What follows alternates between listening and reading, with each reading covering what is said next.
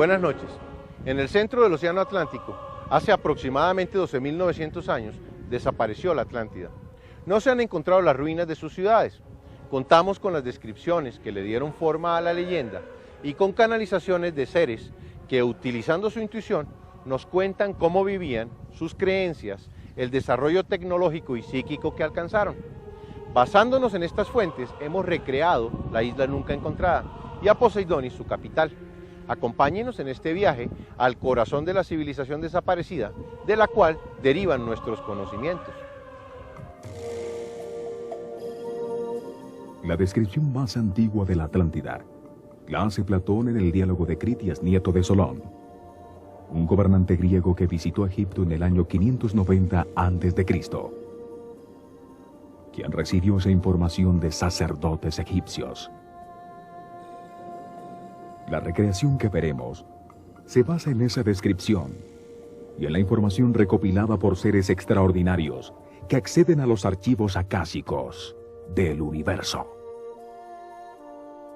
Allí se almacena la memoria de la naturaleza. Contiene todas las experiencias pasadas y presentes de todos y cada uno de los individuos en este planeta.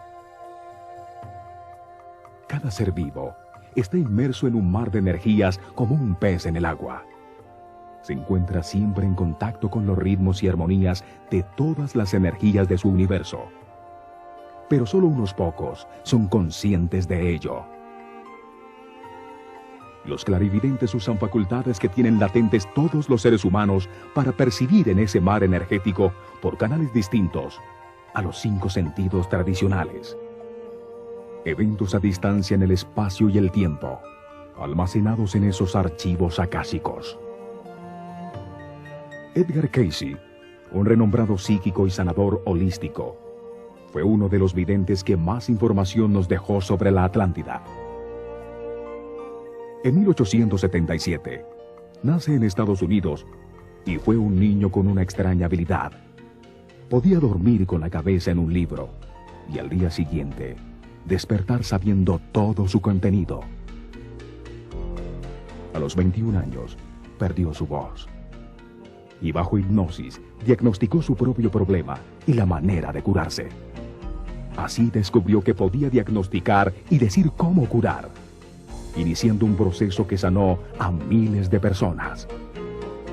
Cayce fue un católico convencido. Siempre creyó en una inteligencia directora o primera causa de toda la creación. En esas lecturas psíquicas, comenzó a aparecer información sobre las vidas pasadas de diferentes personas en la Atlántida, convenciendo al propio Cayce que los seres humanos vuelven a nacer una y otra vez para evolucionar espiritualmente. Otra de las videntes que dejó información sobre la Atlántida fue Helena Blavatsky. Escribió en 1877 Isis sin velo y la doctrina secreta, en los que desarrolló la historia de la humanidad, desde cuando existía en un estado prefísico de ser antes de tomar forma en la materia. Ella afirmó que sus libros están basados en un trabajo religioso de origen atlante llamado el Libro de Cian. Situó una cadena de 10 islas en la mitad del Atlántico, donde dice que vivió la cuarta raza raíz, o cuarto estado evolucionario de la humanidad, hasta que se hundió bajo las aguas del Atlántico hace 12.900 años. Otra de las fuentes sobre la Atlántida es el libro Un habitante de 2 planetas, publicado en 1899, con información canalizada por una entidad que se llamó a sí misma Filos el Tibetano. Tiene la particularidad de describir de manera precisa tecnologías que en su momento todavía no habían sido inventadas. Afirma que los espíritus de los hombres que vivieron en la Atlántida comenzaron a regresar a la Tierra desde el siglo XIX, en un número suficiente para afectar el desarrollo tecnológico actual. Regresaron para seguir creciendo en las rondas de su evolución e ir más allá de la grandeza perdida, a medida que la mente y el alma se expanden. Charles, Webster, Leadbeater. Fue llamado en su tiempo el maestro científico de lo oculto. Dejó también gran cantidad de información sobre la Atlántida y la antigua Lemuria. Otro ser extraordinario es el colombiano Gerardo Schmedlin,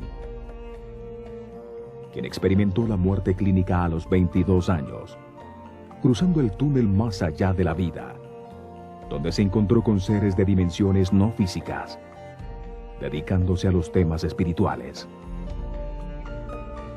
Desde ese momento, ha canalizado información, compartiéndola con los demás sobre la estructura del universo y la ciencia del amor, reencontrando las 7 leyes del universo.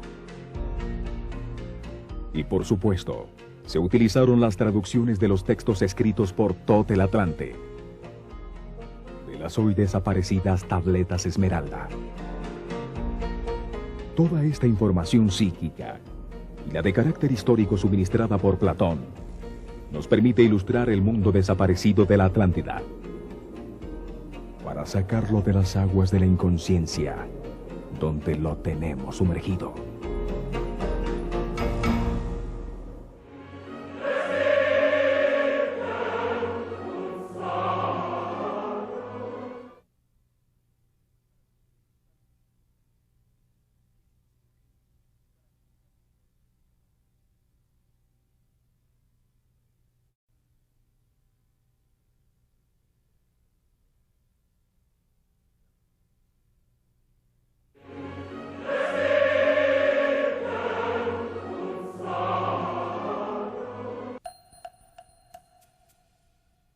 Platón nos cuenta que al comienzo de los tiempos, después de la victoria sobre los titanes, los 3 hijos de Cronos, Zeus, Hades y Poseidón, se dividieron y repartieron el mundo.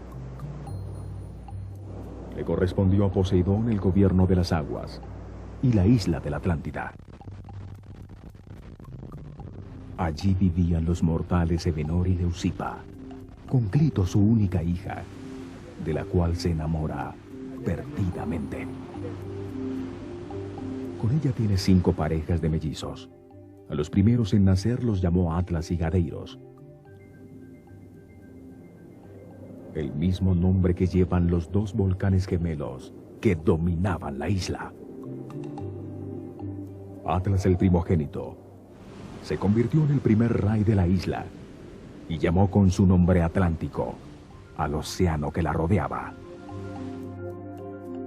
Tuvo con Pleione 7 hijas: Maia, Merope, Asterope, Taigeta, Selaeno, Electra y Alcione.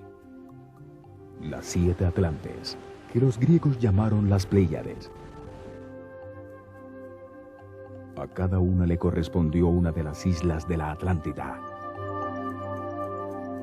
Otro hijo de Poseidón con Euriala, Orión el gigante cazador, se enamora de ellas. Pero cuenta la leyenda que ellas prefirieron morir ahogadas bajo las aguas que ceder a sus pretensiones. Así aparece la constelación de Orión, llamada Tamuz por los caldeos y Sahú por los egipcios, que persigue eternamente por la bóveda celeste a las 7 hermanas, el cúmulo de 7 estrellas de la constelación de Tauro.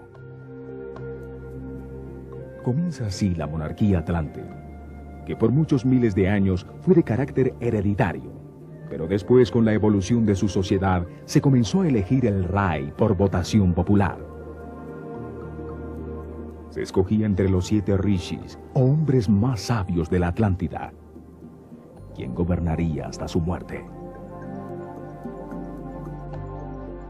La cadena de islas que formaron la Atlántida la sitúa Platón desde Grecia, más allá del Mediterráneo, después de las columnas de Hércules que se encontraban en el estrecho de Gibraltar.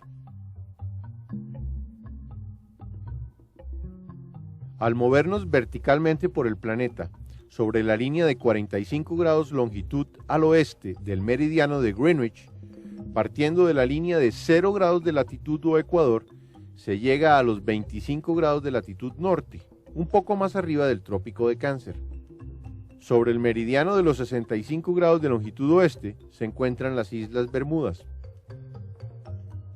Por el lado derecho, sobre el meridiano de los 25 grados de longitud, se encuentran las Islas Azores. Entre estos dos extremos se encuentran los límites exactos de los bordes izquierdo y derecho de la cadena de islas desaparecidas a los 50 grados y 40 grados de longitud.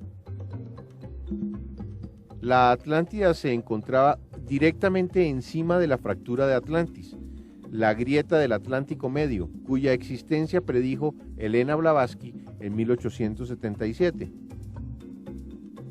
Esta grieta separa la placa tectónica que soporta el continente suramericano de la placa que soporta a África y la placa de Norteamérica de la placa tectónica euroasiática. Allí también confluye la pequeña placa del Caribe. En los bordes de estas placas tectónicas y de las otras que forman la corteza, que contiene el magma semilíquido alrededor del núcleo sólido del planeta, se registran los mayores movimientos, terremotos y volcanes. En la confluencia de estas placas tectónicas, desapareció la Atlántida hace 12.900 años, en el cambio de ciclo que ocasionó el diluvio universal. Allí, en el centro del Océano Atlántico y durante 25.920 años, existieron 9 islas pequeñas alrededor de una gran isla, la Atlántida. Poseidonis, la capital del imperio, se encontraba en el centro de la larga playa, al sur de la isla. Al norte, la isla de Undul, al sur, Osuo, al oeste, Terna y Tarshish, la isla de los metales, con grandes minas de latón, oro y cobre, donde estaba situada la ciudad de Marseus. Era el centro industrial de la Atlántida. Allí se fabricaban con altísima tecnología los productos necesarios con enorme economía de escala, energía y materia prima inmediata. Al sur de la gran isla estaban Amaki, Ruta, Numea, Arian y Og. En estas 10 islas se encontraba el centro neurálgico de la civilización atlántica, que tenía colonias en todos los sitios habitables del mundo sobre el trópico del planeta. La Atlántida tenía una altísima cordillera con nieves perpetuas, los montes Merú, que abrazaban a la isla mayor, protegiéndola de los vientos y del hielo de los continentes del norte. Coronados con 2 volcanes gemelos, Atlas y Gadeiros, eran como los pilares que sostenían el cielo de la isla. Los 2 gemelos que aparecen en todas las culturas, como Rómulo y Remo, fundadores de Roma, o los Asvins hindúes, hijos del sol y del cielo, o Rama y Krishna, Shiva y Vitra, Set y Osiris para los egipcios, conmemorados en 2 obeliscos que se colocaban a la entrada de todos sus templos. En el centro de la isla, una gran planicie levemente elevada sobre el mar que formaba una suave y larga playa sobre las cálidas aguas del Atlántico.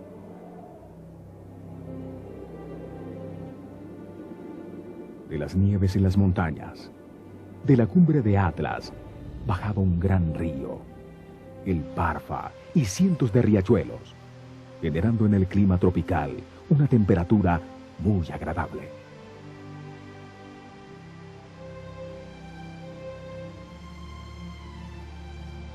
Una serie de cataratas oxigenaban el agua limpia y pura que, cayendo desde las grandes alturas, se convertía en el gran río Parfa, que luego era sabiamente aprovechado por los atlantes.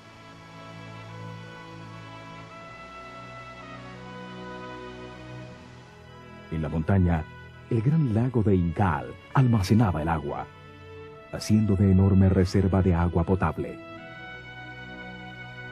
El río Parfa llegaba a una enorme red reticulada con miles de kilómetros de canales que irrigaban con agua dulce. Aún en verano, la gigantesca planicie terraceada de fértil tierra. Los canales eran navegables, y en los comienzos de su civilización, cuando aún no se había descubierto la antigravedad y el transporte aéreo, eran su principal vía de transporte. La enorme planicie estaba dividida en forma de cuadrícula, formándose 600 cleros o cuadrados que permitían regar la tierra, que se cultivaba intensamente. Se recogían 2 cosechas al año, suficiente comida para toda la población de la isla, y sobraba una gran cantidad que se exportaba a las lejanas colonias en los otros continentes. También alimentaba una gran cantidad de animales en estado salvaje y en domesticidad. Todos encontraban alimentos y pastos de sobra, aún los que se encontraban en las montañas. Miles de elefantes existían en la isla, conviviendo pacíficamente con toros, monos y todo tipo de aves y pájaros exóticos. La isla, además de todo esto, producía los perfumes que embalsamaban el ambiente en todas partes, procedentes de raíces, hierbas y árboles de incienso, destilados por las flores y las frutas. La variedad de flores llenaba de colorido las cañadas y riachuelos, y todo tipo de frutas como cocos, piñas, papayas y mangos servían de alimento en cantidades incontables. La isla, favorecida por el sol tropical, prodigaba sus tesoros con abundancia, en momentos en que la mayoría del planeta se encontraba cubierto de hielo. La enorme planicie, totalmente irrigada, era cultivada intensamente, y miles de palmeras se mecían con el viento. Con los estándares de hoy, podría producir una cosecha de unos 15 millones de toneladas de arroz, además de otros cultivos adicionales, suficientes para alimentar a una población de 30 millones de personas y tener sobrantes para exportar. Al norte, frente a la central Atlántida, en la pequeña isla con forma casi circular que se llamaba Undl, vivían los maestros sobrevivientes de la antigua escuela lemuriana de misterios de Naakal. Tenían su centro de enseñanza y su templo al frente en la isla de la Atlántida, en lo más alto del monte Merú, entre las cumbres de Atlas y Gadeiros, dominando la ciudad de Poseidonis. Allí, a la sombra de los volcanes, los atlantes construyeron la escuela de misterios de Naakal. Era el colegio de los sacerdotes atlantes. De allí se derivaron la escuela babilonia de misterios, la escuela egipcia de misterios del ojo derecho de Horus y los esenios, en medio de los cuales nació mucho más tarde Jesús. La dirigía un ser con altísima energía, un gran maestro, el Incalis, o sumo sacerdote. Era reverenciado y escuchado por todos los atlantes. También era el encargado de las comunicaciones con otras entidades de los planos no físicos y con otras culturas de la galaxia. En la escuela de Naakal se enseñaba la religión conocimiento a los estudiantes llamados Incaalenes. Era una manera de entender el universo utilizando la intuición. La ciencia, el arte, la astronomía, la medicina eran aspectos de una misma cosa, que era la religión conocimiento.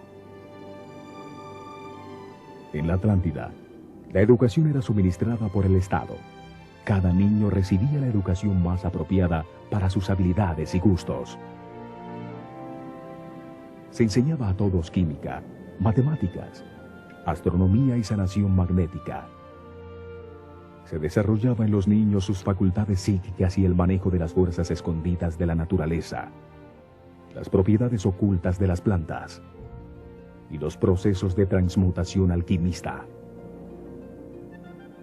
Todo Atlante, a los 16 años, tenía la opción de entrar a la escuela de los sacerdotes de Naakal o a la escuela de ciencias, el Cioquitlón, donde estudiaba por 7 años las materias motivo de su interés como agricultura, mecánica, pesca o caza. Los atlantes sabían que el cerebro tiene dos mitades, que son virtualmente imágenes espejo el uno del otro, pero que tienen funciones distintas. El lado izquierdo del cerebro controla la función del habla, la lógica y la razón. Es la parte científica de cada ser humano. El lado derecho reconoce formas, patrones y sonidos. Es el artista que vive en las sombras y solo reconocemos su existencia en momentos de profunda relajación o de inspiración. La civilización atlante basó su percepción del universo en el lado derecho del cerebro, en la intuición, que capta los objetos como un todo. Este tipo de entendimiento es llamado lunar y produce una visión integrada de toda la realidad. Sin embargo, al final del gran ciclo, comenzó a predominar el pensamiento científico y racional, transformándose en una civilización que comenzó a operar desde el lado izquierdo del cerebro, que funciona con palabras y conceptos, fragmentando y analizando el objeto que se quiere conocer. Esta manera de entender el universo es llamada solar y está basada en la razón. Es una forma más estrecha de conciencia, resultado de abandonar el uso del lado derecho del cerebro. La religión universal, centrada en la luna, la diosa blanca, es reemplazada por el dios Sol Apolo, símbolo de la ciencia y la racionalidad. Los pensamientos son eventos electromagnéticos de muy corta duración que suceden en el sistema neurológico. En esa corriente de pensamientos, la mente se enfoca en una dirección determinada y al hacerlo aparece una imagen.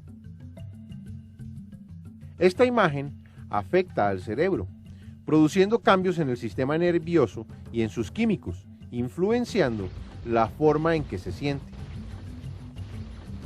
Las emociones afectan directamente los sistemas musculares, hormonales, las decisiones y el comportamiento.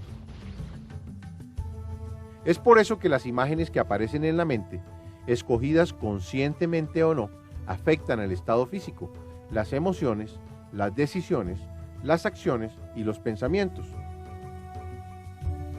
Son entonces muy importantes para la armonía y la felicidad. Los atlantes utilizaron imágenes metafóricas para guiar la corriente de pensamientos, enfocando la conciencia, gracias a estas imágenes, hacia la armonía. Estas imágenes metafóricas son llamadas jeroglíficos y eran ilustraciones muy sencillas y abstractas que permiten comunicar instantáneamente muchas cosas simultáneamente. Este dibujo o jeroglifo lo capta el lado derecho del cerebro, transmitiendo un significado común y también todas las ideas conectadas con él. La ilustración transmite todo lo que significa el objeto, como si se hubiera enseñado lo que representa, para qué sirve, quién lo hace y cómo se utiliza. Al conectar muchas ideas simultáneas, evoca inmediatamente la realidad interna rica y compleja de cada individuo, que comprende entonces la idea representada en el dibujo. Esta manera de comunicación en imágenes, no en palabras, es la base de la telepatía, que es una facultad del lado derecho del cerebro. Una civilización que se comunica de esta manera puede acceder más fácilmente a niveles superiores de energía.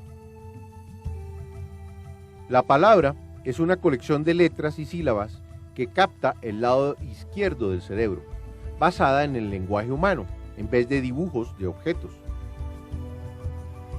Un símbolo representa a cada sílaba y cada palabra designa a un objeto expresando un solo concepto congelado del mismo. La escritura de sílabas, que se supone fue uno de los adelantos más importantes en la historia del hombre, apareció al abandonarse un sistema basado en el lado derecho del cerebro, que utilizaba las imágenes para conectar muchas ideas simultáneamente. Ese fue realmente el significado de la Torre de Babel. Representó la pérdida de la comunicación a través de las imágenes, un suceso que atrasó el desarrollo de la conciencia del hombre.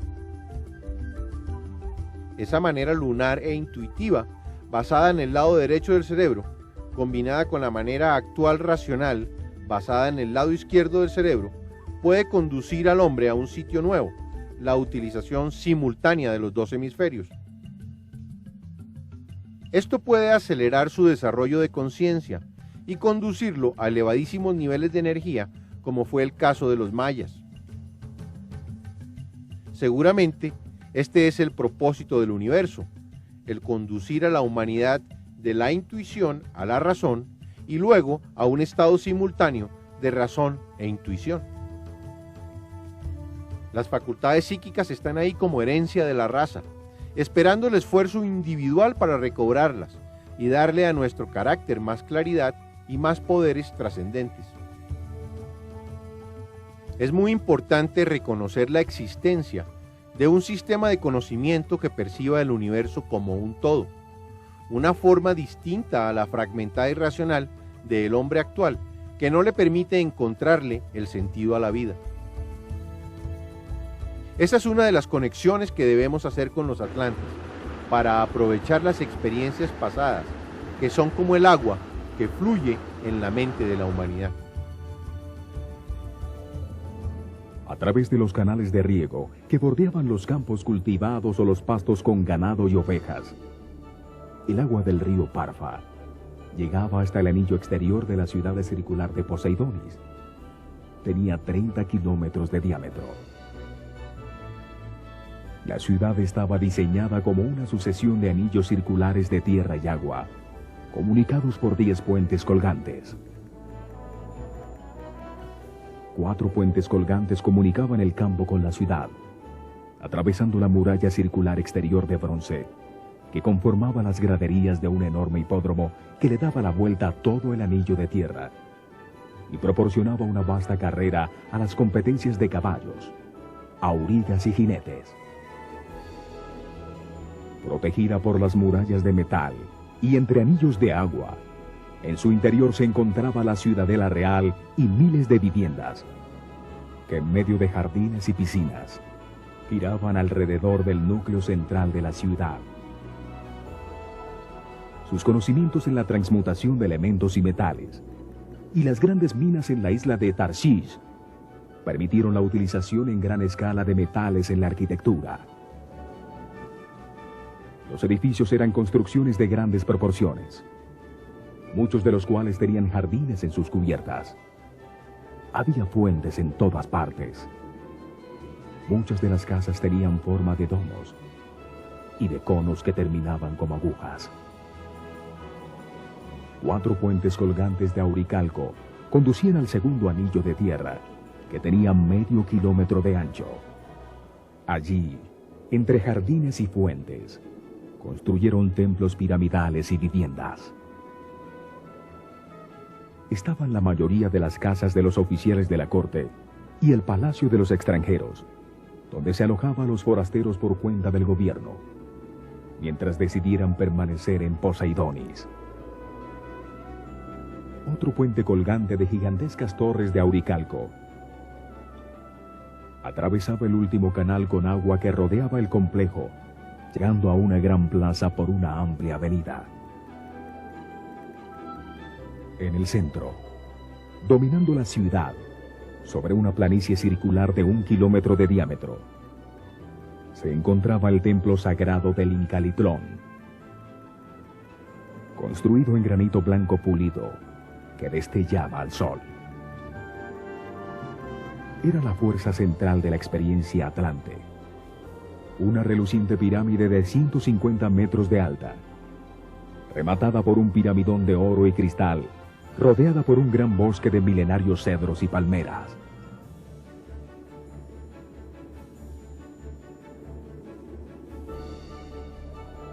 Enmarcando el acceso al templo, 2 altísimos obeliscos de oro, donde estaban inscritas las leyes que regulaban su sociedad.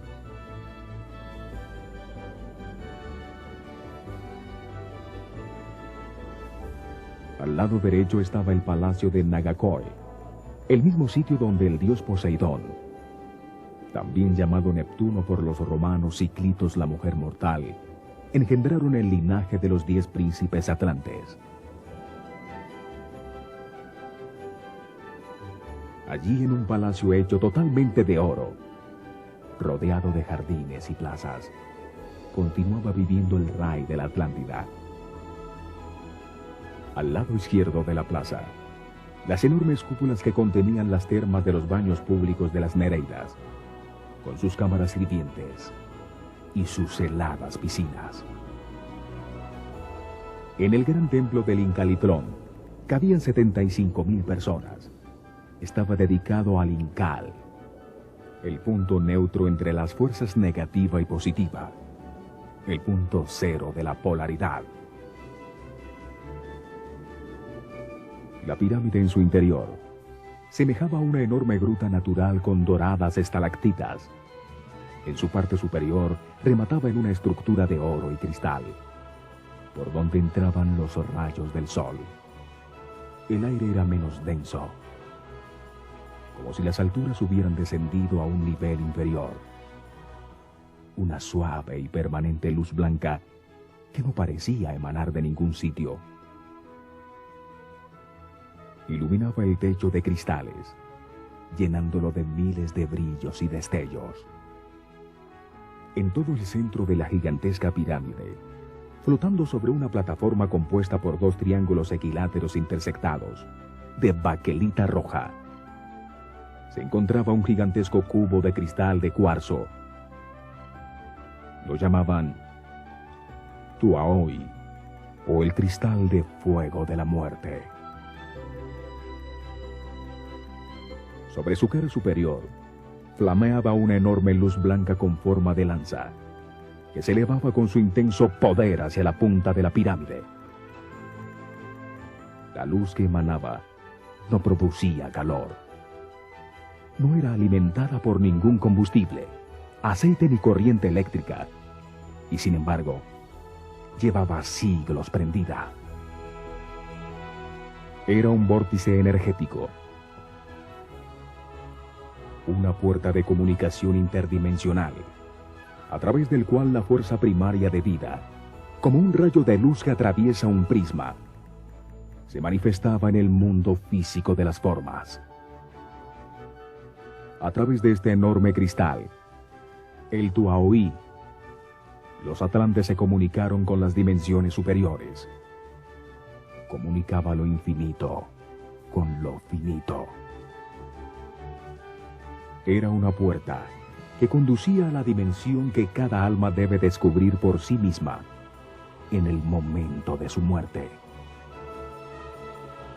La luz ódica emanada del cubo desintegraba en el acto cualquier objeto o ser vivo que la tocara.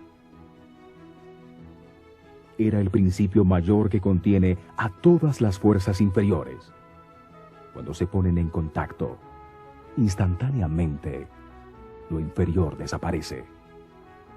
Y la energía que le daba forma o fuerza regresa a la suma indivisa del todo.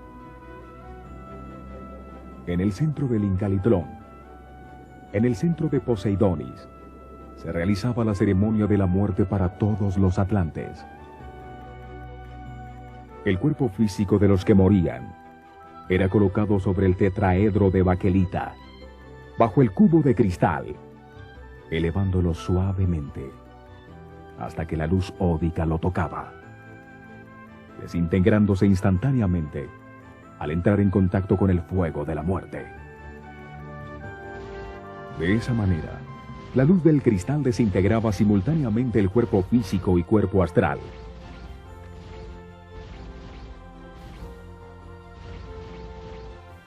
Donde residen los archivos de la personalidad temporal del Atlante que acababa de morir. Quedaba así el espíritu libre para continuar su viaje evolutivo, dirigiéndose al cielo, a su Devachan particular como lo llamaban ellos. Ahí permanecerá 80 días, por cada día vivido en la tierra, antes de reencarnar en un plano de progreso más elevado. Muchas vidas engarzadas como cuentas en el cordón de plata del espíritu individual. Las cenizas de los que morían lejos de Poseidonis eran traídas y arrojadas a la luz, pues se consideraba una terrible calamidad no pasar por la puerta dimensional. Creían que un espíritu no liberado de sus cuerpos por la luz del Incal prolongaba innecesariamente su estadía en el plano físico, alimentándose de la energía magnética emitida por un ser querido que no acepte la muerte ocurrida. También así evitaban que el cuerpo astral, con su personalidad temporal y sus registros de memoria no desintegrados todavía, pudiera comunicarse con un medium en trance, al transferirle su fuerza vital en un proceso galvánico, impidiendo su viaje al cielo, al Devachan. El espíritu libre de los cuerpos astral y físico sale del mundo de las causas para llegar al mundo de los efectos, a su cielo particular, su Devachan, un mundo distinto creado por la fantasía de cada individuo. En la dimensión vibracional del espíritu se forma una realidad subjetiva y paralelamente independiente para cada ser. En el cielo no reinan las leyes de la naturaleza física, pero al encontrarse ahí la conciencia del hombre, se percibe como un mundo real. Así se pasa del estado llamado vida al Devachan o Nirvana. El cielo se forma a partir de los lugares que conoció en su vida terrenal, transformadas en visiones maravillosas. Ahí, apaciblemente, rodeado de las cosas que más le gustan, se vuelve a vivir lo experimentado en la vida terrena. Pero los resultados son siempre perfectos. Todas las personas que conoció actúan como él quiso que hubieran actuado. Todos existen allí para producir alegría al personaje central en su cielo particular, para convertir en realidad sus deseos más queridos en la tierra. El cielo extrae las escenas de lo vivido en la tierra. Son la base de lo que se experimenta. Se vuelve a vivir sin las limitaciones experimentadas en la vida. Se encuentra con sus seres amados idealizados, el padre ideal, la madre ideal, los amigos que solo producen alegría, volviendo a crecer en medio de total libertad. Todo sucede sin dolor, ni pena, ni enfermedad, ni angustia, porque esas son condiciones terrenales que forzosamente terminan en la tierra. La permanencia en el cielo, reviviendo las experiencias con resultados siempre deseados, solo obteniendo recompensas y felicidad, permite al espíritu comparar las dos situaciones. Las que vivió en la tierra con resultados de miedo, sufrimiento, angustia, dolor o pena. Las revividas en el cielo siempre con resultados de amor, paz, armonía, abundancia y felicidad. Al comparar cada experiencia revivida en el cielo con la vivida en la tierra, se logra comprender por qué se sufrió y el espíritu se vuelve más flexible, más abierto y tolerante. Así el espíritu eterno de cada hombre asimila y comprende lo experimentado por su personalidad temporal en los eventos que le sucedieron en la vida que acaba de abandonar. Así, cada ser cosecha lo que sembró y se transforma, evolucionando en su conciencia sobre el universo. Con estas comprensiones se asciende un peldaño en el desarrollo de la conciencia. Lo comprendido pasa a formar parte de las cualidades que tendrá la nueva personalidad temporal, en una nueva vida, cada vez más feliz, más armoniosa, más cerca de Dios. Una mañana, cuando las experiencias revividas se han convertido en comprensiones sobre el universo, convirtiéndose en rasgos de carácter de la nueva personalidad, el cielo desaparece de la vista de su creador, se vuelve a dormir y se despierta en la tierra como un bebé en la cuna.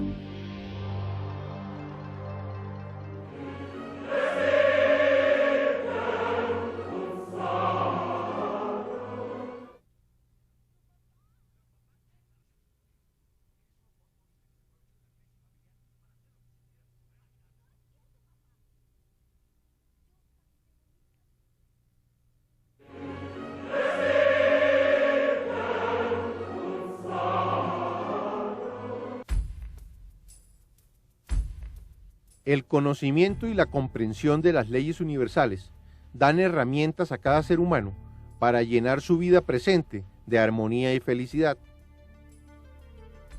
Hemos profundizado en las dos primeras leyes de la pirámide. La ley de la naturaleza, que codifica en el ADN de los distintos seres cómo se van a desarrollar sus cuerpos físicos y las conductas instintivas para generar, mantener y defender su vida. La ley de armonía, que regula los ciclos de todo lo que existe para permitir que toda la diversidad del universo conviva simultáneamente. Hoy veremos la tercera ley, la ley de correspondencia, la ley del orden. Organiza dónde, cuándo, cómo, a quién y hasta cuándo le corresponde vivir una experiencia determinada. Los seres humanos se encuentran en distintos niveles de evolución espiritual, dependiendo del número de experiencias vividas desde su emanación de Dios y de la comprensión que éstas le hayan producido. Cada vida es un curso de aprendizaje.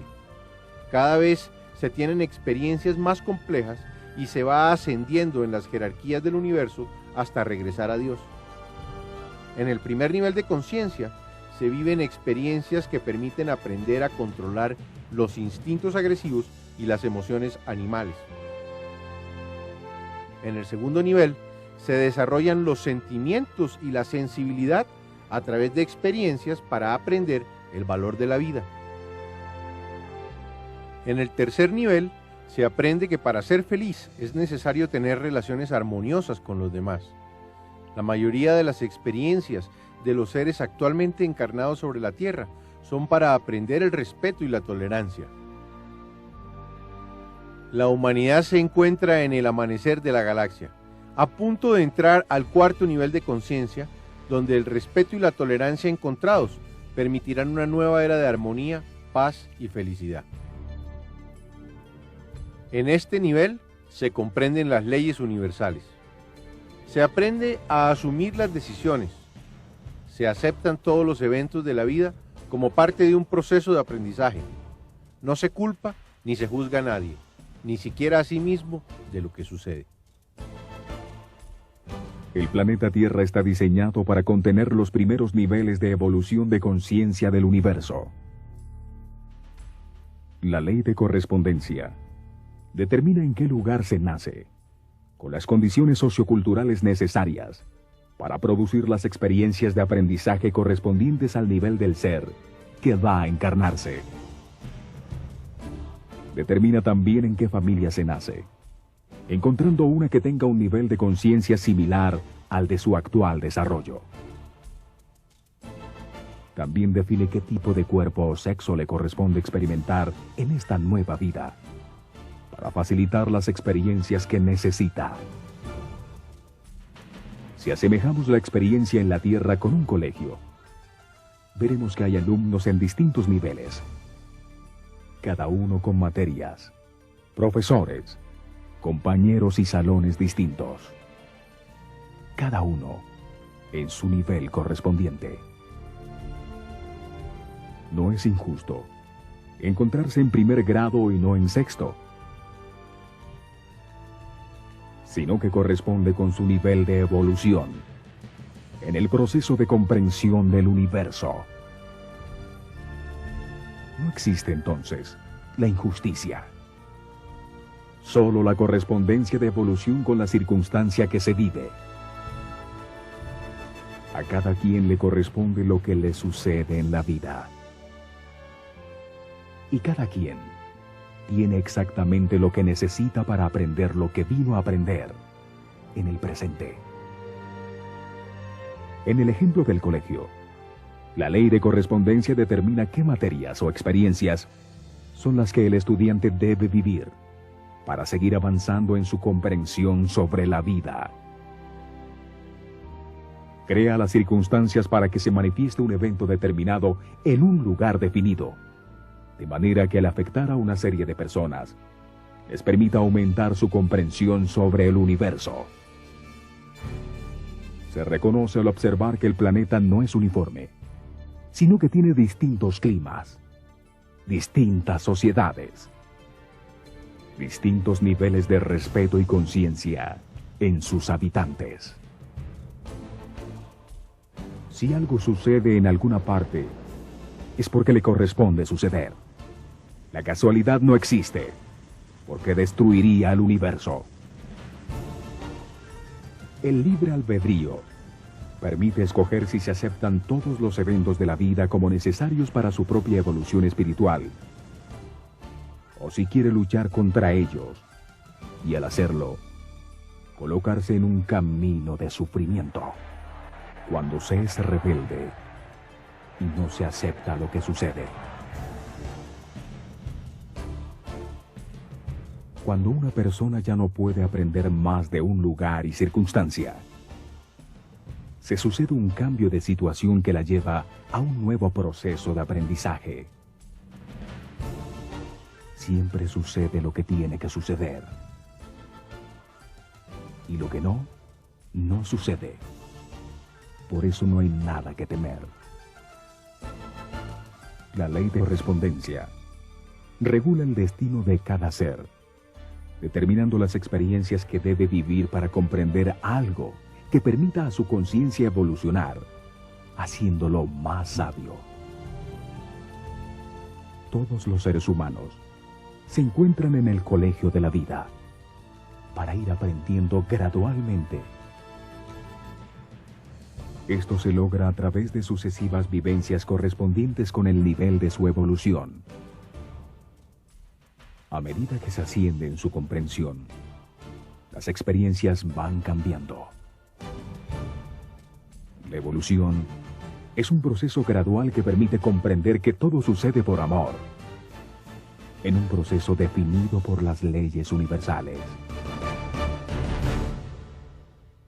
En este programa hemos llegado al corazón de la Atlántida, la plaza central de Poseidonis, donde se encontraba el Incalitlón, el Palacio de Nagacoe y los baños termales de las Nereidas. En nuestro próximo programa veremos el trazado urbano de la capital radial del imperio. También continuaremos profundizando en su más importante legado, las 7 leyes universales. Acompáñenos.